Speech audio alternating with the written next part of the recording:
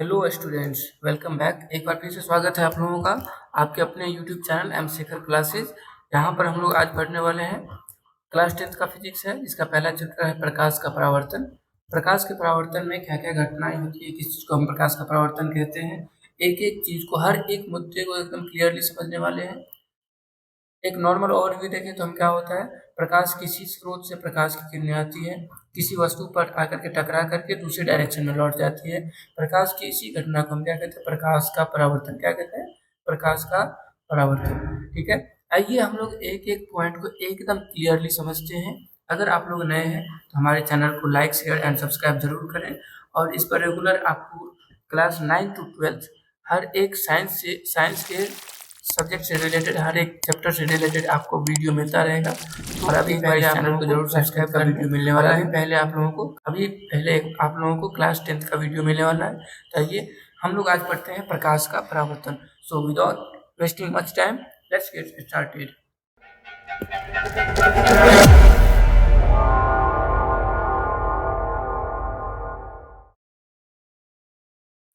तो आइए जानते हैं हम लोग प्रकाश के परावर्तन के बारे में। थोड़ा सा इस डायग्राम को हम बना कर लेते हैं ताकि आप लोगों को समझाने में क्लियर रहे, किसी भी तरह का कोई दिक्कत ना हो। ठीक है, ये देखिए हमने क्या किया, यहाँ पर एक ऐसा सोर्स है जो क्या कर रहा है, जहाँ से प्रकाश की किरणें आ रही है। ये एक सोर्स है, ये एक सोर्स है।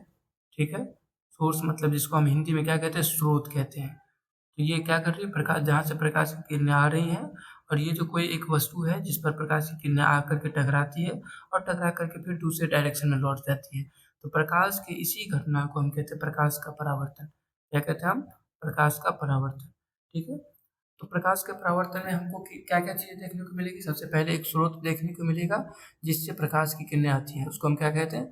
उसको हम कहते हैं प्रकाश का स्रोत। क्या कहते हैं? प्रकाश का स्रोत। ठीक है, और ये जो किरण आ रही है प्रकाश की स्रोत से, इस किरण को हम नाम देते हैं आपतित किरण। क्या नाम देते हैं? आपतित किरण। क्या नाम देते हैं हम इसको? आपतित किरण। ठीक है, अब देखिए ये किरण आया और किसी वस्तु से टकरा करके दूसरे डायरेक्शन में मुड़ गया। तो ये जो मुड़ा हुआ किरण है, जो किसी वस्तु से टकरा करके दूसरे डायरेक्शन में जा रही है, इस किरण को हम नाम देते हैं परावर्तित किरण। इस किरण को हम क्या नाम देते हैं? परावर्तित किरण। दरअसल यही जो घटना है प्रकाश का, यही घटना कहलाता है प्रकाश का परावर्तन। ठीक है, अब इसमें देखिए, यहाँ पर अगर देखें, ये जो किरण आ रही है, तो आती हुई किरण किसी किसी न किसी एक वस्तु पर पड़ने के बाद, टकराने के बाद उसे डायरेक्शन में मुड़ती है। तो ये जिस वस्तु से टकराती है उसको हम नाम देते हैं परावर्तक सतह। जिससे टकरा करके परावर्तित हो जाती है, उस सतह को हम क्या कहेंगे? परावर्तक सतह। क्या कहते हैं उसको? परावर्तक सतह। ठीक है, अब देखिए प्रकाश की किरणें आई, आपतित किरण।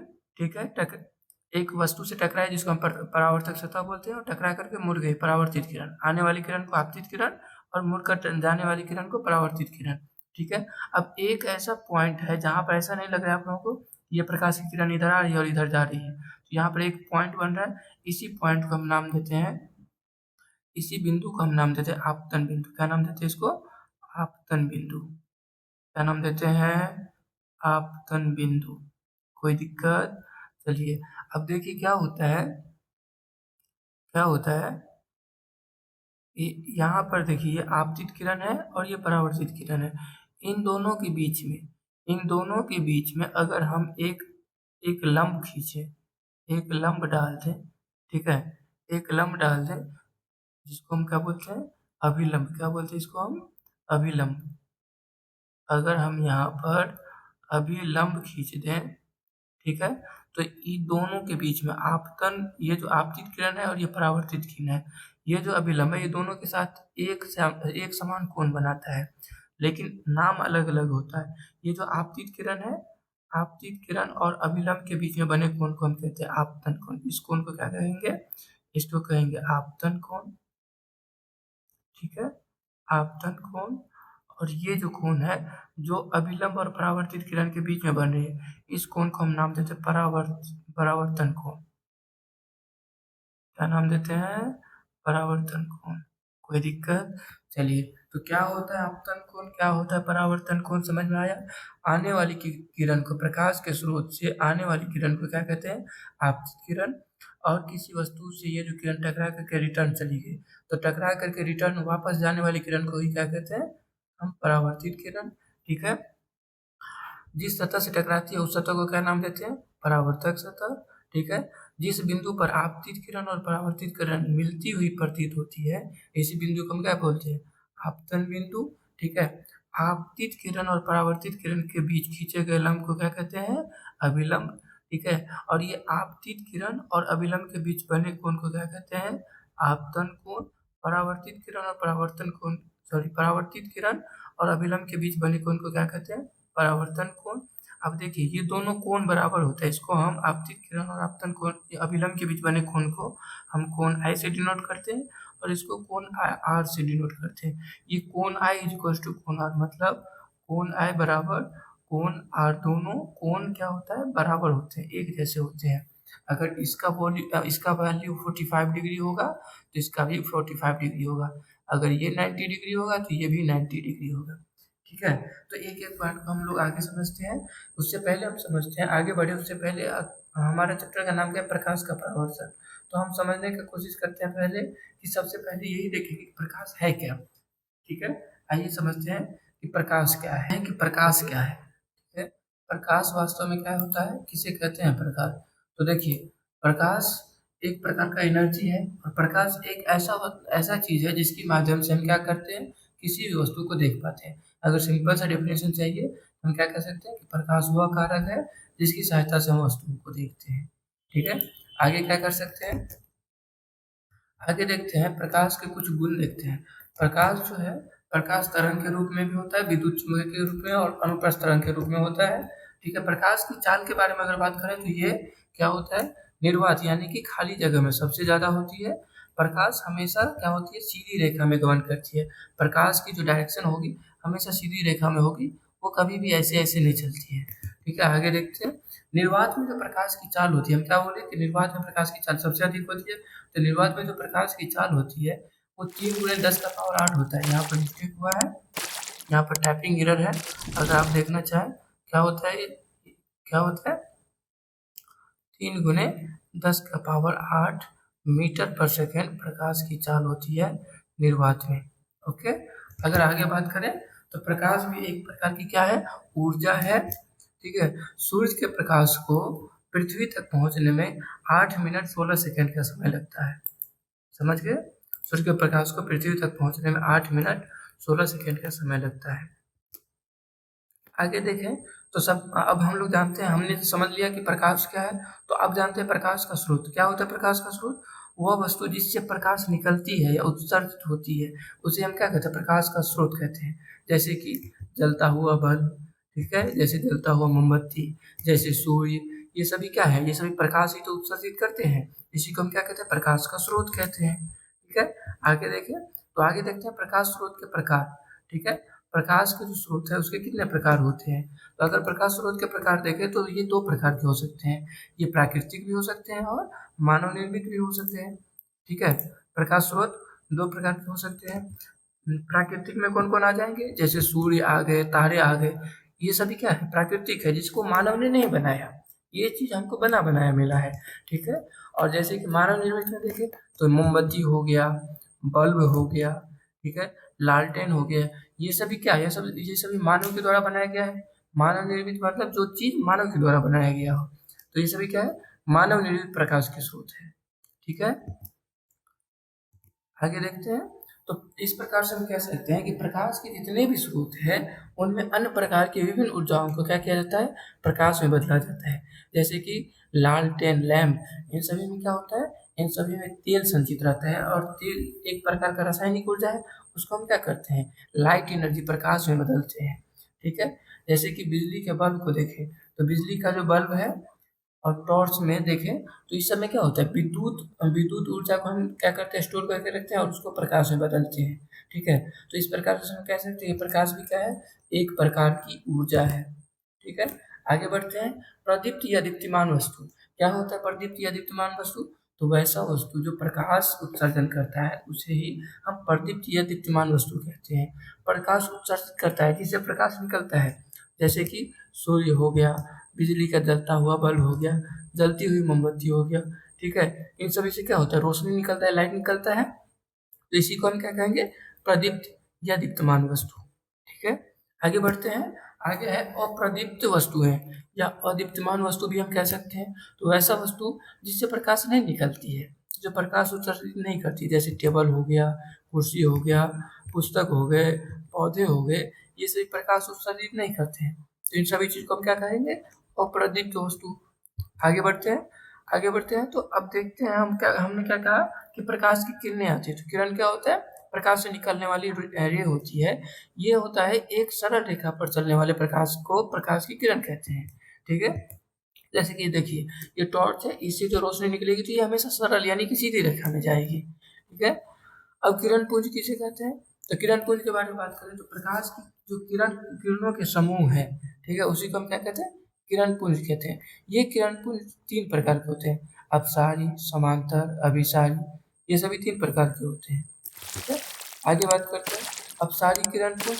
अपसारी किरण पुंज क्या होते हैं, इस प्रकार के किरण पुंज में प्रकाश की किरणें एक बिंदु स्रोत से निकलकर फैलती हुई जाती है।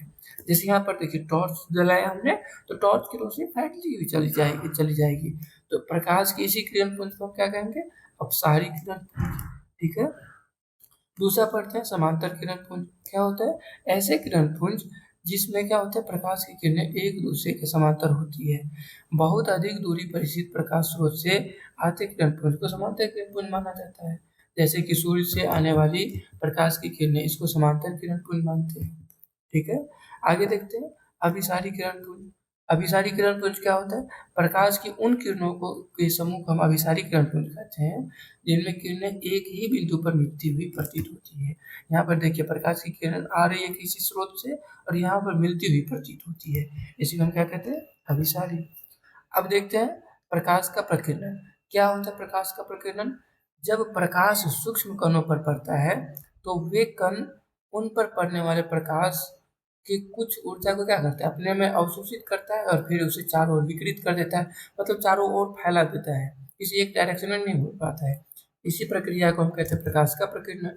यहाँ पर देखिए, प्रकाश की किरणें आई, किसी छोटी सी कोई पार्टिकल है उस पर पड़ा और वो चारों ओर बिखर गया, ठीक है। तो इसी घटना को हम क्या कहते हैं, प्रकाश का प्रकीर्णन, ठीक है।